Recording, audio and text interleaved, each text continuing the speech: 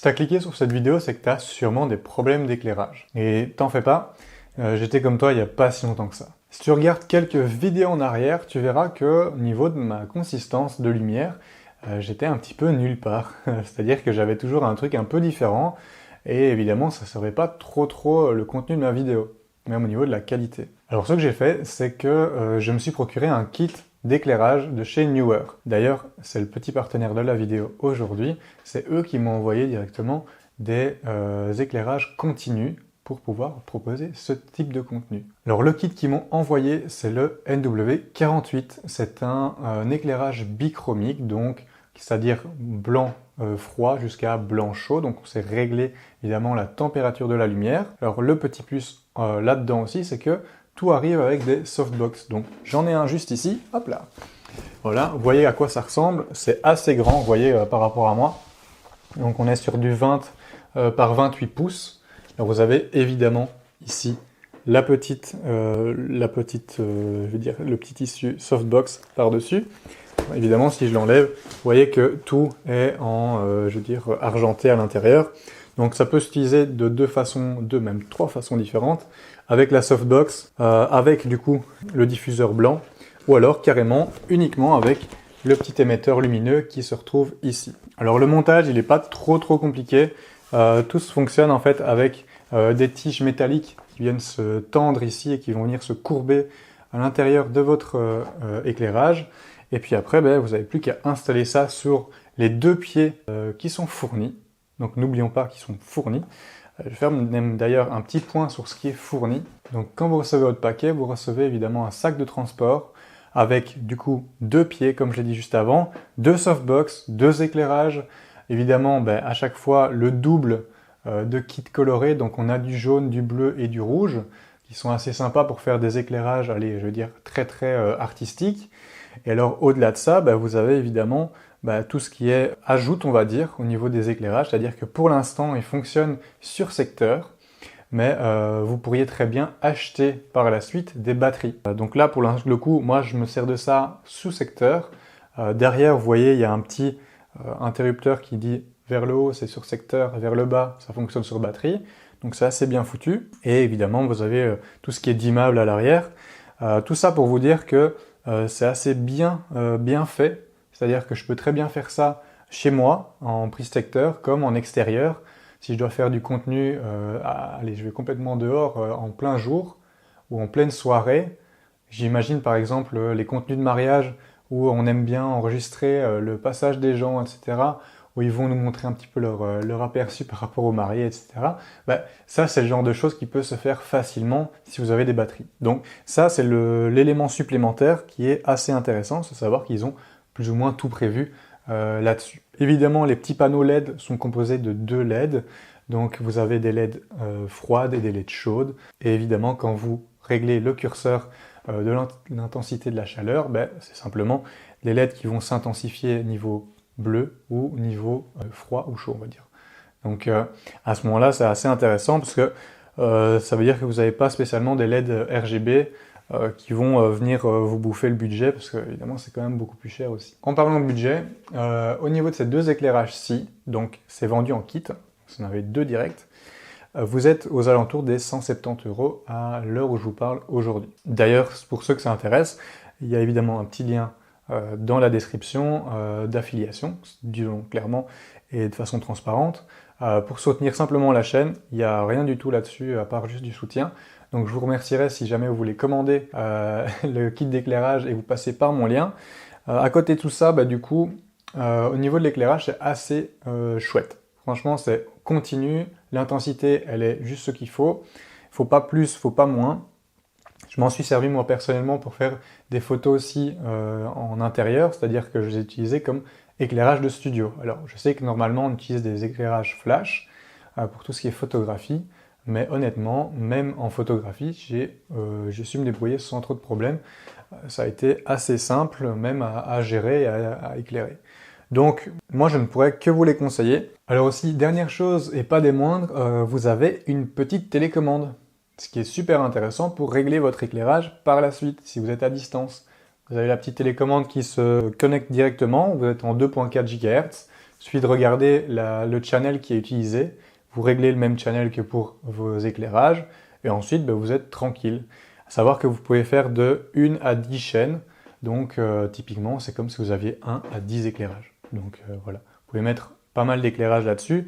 Évidemment, pour séparer les réglages de lampes, il faut faire 2 channels différents. Donc une lampe a un channel, l'autre a un autre channel pour évidemment régler votre intensité, une à 20%, une à 60% par exemple. Sinon, si vous mettez tout sur le même channel, évidemment, ça va tout globaliser et cumuler.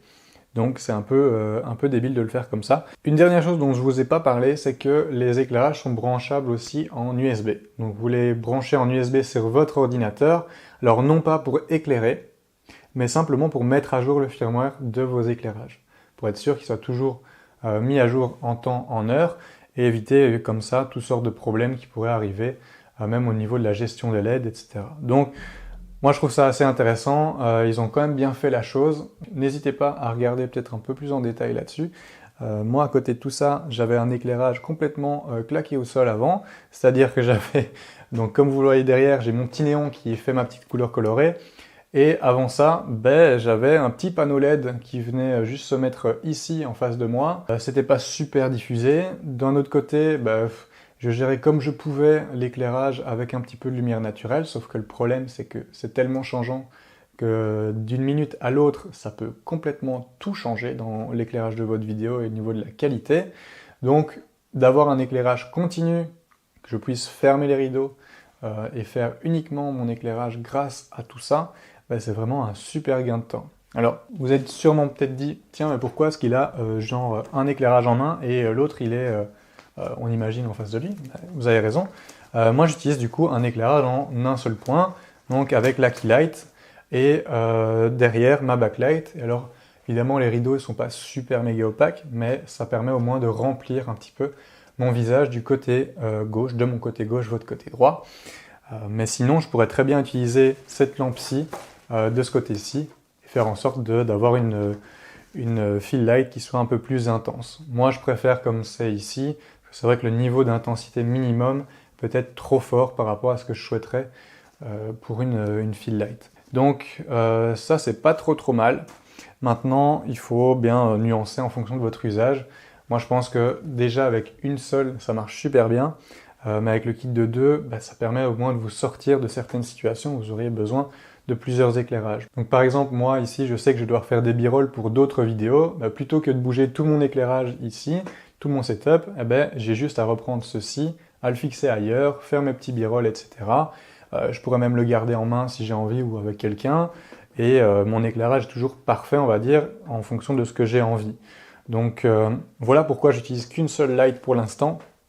Mais pour d'autres projets, j'ai déjà utilisé plusieurs lights, les 2 lights en tout cas, pour que ça soit beaucoup plus simple à gérer plutôt que d'avoir un assistant ou justement un réflecteur, parce que là aussi c'est vraiment super instable. Au niveau de mon retour d'expérience par rapport à ces éclairages, de manière générale, je suis ultra content. Il y a un petit bémol, c'est simplement la puissance maximale qui est un peu faible au niveau de la photographie. Alors, là, évidemment, je ne peux m'en prendre qu'à moi-même, puisque c'est de l'éclairage continu. J'aurais fait de la photographie avec de l'éclairage flash, ce serait beaucoup plus simple à gérer, et évidemment, l'intensité est beaucoup plus forte. Typiquement, je dois par exemple jouer un petit peu avec les ISO, pour ne pas, par exemple en photographie, bloquer mon shutter speed à 250 ou à 150, ou peu importe, et faire en sorte que le mouvement soit figé. Typiquement, ici, ce que j'ai dû faire, c'est avoir une profondeur qui est un tout petit peu plus faible, alors qu'en studio, normalement, on est censé avoir une profondeur qui est ultra grande. Et en plus de ça, du coup, j'ai dû descendre ma vitesse, ce qui fait que j'ai demandé à mon sujet de ne vraiment pas bouger, donc j'étais à 1/80e. Donc 1/80e, ça va encore, c'est pas non plus la mort pour quelqu'un qui doit rester sur place. Et j'ai dû évidemment aussi jouer au niveau des ISO pour remonter un petit peu mon intensité. Donc, là, c'est juste le petit bémol qu'il y a eu avec l'éclairage continu, mais sinon, vous voyez qu'ici, en vidéo, je suis à 1/50e de seconde pour le shutter speed, ma profondeur de champ au minimum, et puis le reste, tout roule tout seul. Je règle juste avec les ISO légèrement, mais je suis quasi au plus bas en fait, et vous voyez qu'ici, ma qualité est nettement suffisante pour faire de la vidéo. Donc voilà, j'espère que cette vidéo vous a plu en tout cas, que les conseils que j'ai peut-être pu mettre en avant vous auront aidé. Évidemment, si vous souhaitez vous procurer du coup un kit NW48, je vous le mets évidemment en description et n'hésitez pas du coup à utiliser ce petit lien là pour m'aider. Et évidemment, si vous avez d'autres astuces au niveau d'éclairage, n'hésitez pas à les partager en commentaire pour aider un petit peu la communauté. Et nous, on se revoit évidemment dans une prochaine vidéo. Et je retiens encore à remercier Neewer pour leur partenariat sur cette vidéo. Merci à tous.